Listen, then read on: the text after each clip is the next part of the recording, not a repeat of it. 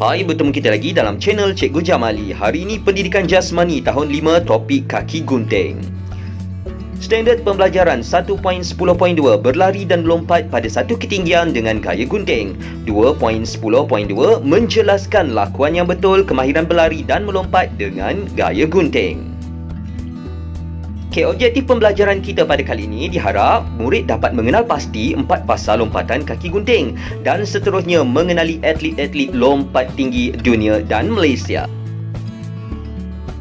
Okey, jom kita pelajari Pendidikan Jasmani tahun 5. Topiknya ialah lompat tinggi kaki gunting. Nak tahu tak apa tu kaki gunting?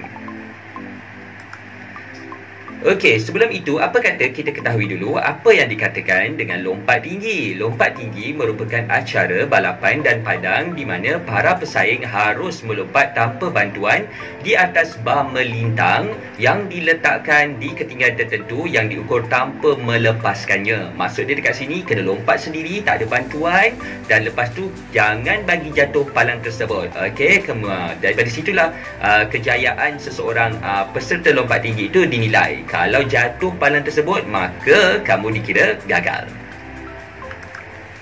Seterusnya, kita akan fokus kepada topik gaya gunting sahaja. Apa yang dikatakan sebagai gaya gunting? Gaya gunting merupakan gaya yang ditemukan oleh Sweeney sehingga gaya gunting disebut juga dengan gaya Sweeney. Okey, sebelumnya pada tahun 1880, Sweeney menggunakan gaya jongkok. Gaya jongkok ni maksud dia melompat macam biasa je. Okey, lompat macam ala-ala lompat jauh macam gitu. Okey, lepas tu melepasi palang tersebut. Namun kerana kurang komersial, maka gaya jongkok diubah menjadi gaya gunting. Okey, gambar telah pun cikgu sediakan dekat sebelah. Kamu boleh tengok bagaimana lompatan gaya gunting itu dilakukan. Seterusnya, gaya gunting terdapat 4 fasa. Okey, yang pertama ialah fasa penerjahan. Fasa penerjahan ini ialah mulakan larian dari sudut kiri atau kanan mengikut keselesaan. Teknik ini biasanya digunakan kebanyakan atlet ya.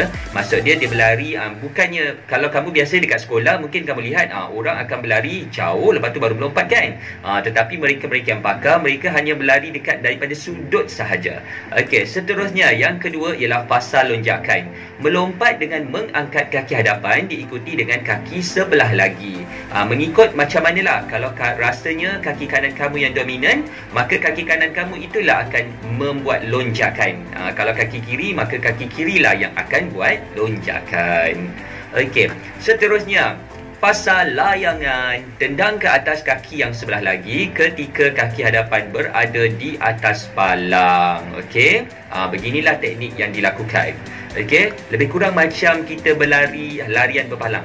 Okey, seterusnya fasa pendaratan. Mendarat dengan sebelah kaki tanpa menjatuhkan badan dan fleksikan lutut. Fleksi ni maksud dia kita bagikan kita punya lutut tu macam ke bawah sikit. Macam ala duk, macam jatuh macam gitu kan.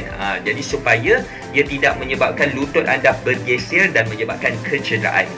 Okey, seterusnya jom kita kenali atlet-atlet lompat tinggi dunia dan Malaysia. Yang pertama sekali, ini merupakan atlet lompat tinggi Malaysia. Siapa lagi kalau bukan Lee Hak Wei, yang menjadi atlet pertama Malaysia untuk mara ke pusingan akhir dalam kejohanan dunia ya.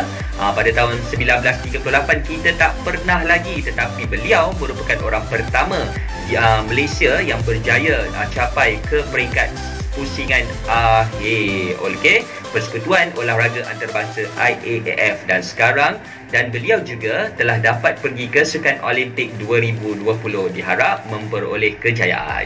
Seterusnya, kita ada yang kedua, Naural Singh yang memenangi pingat emas 3 kali berturut-turut dalam Tamasya Sukan SEA. Hebat kan? Ini merupakan Naural Singh. Orangnya sangat tinggi lampai. Seterusnya kita ada Dmitrievic Ivanyuk, adalah seorang atlet Rusia yang memiliki ranking pertama dalam lompat tinggi pada ketika ini tahun 2021 bulan 7 ya. Ia dicatat merupakan ranking pertama dunia bagi atlet lelaki lompat tinggi. Okey.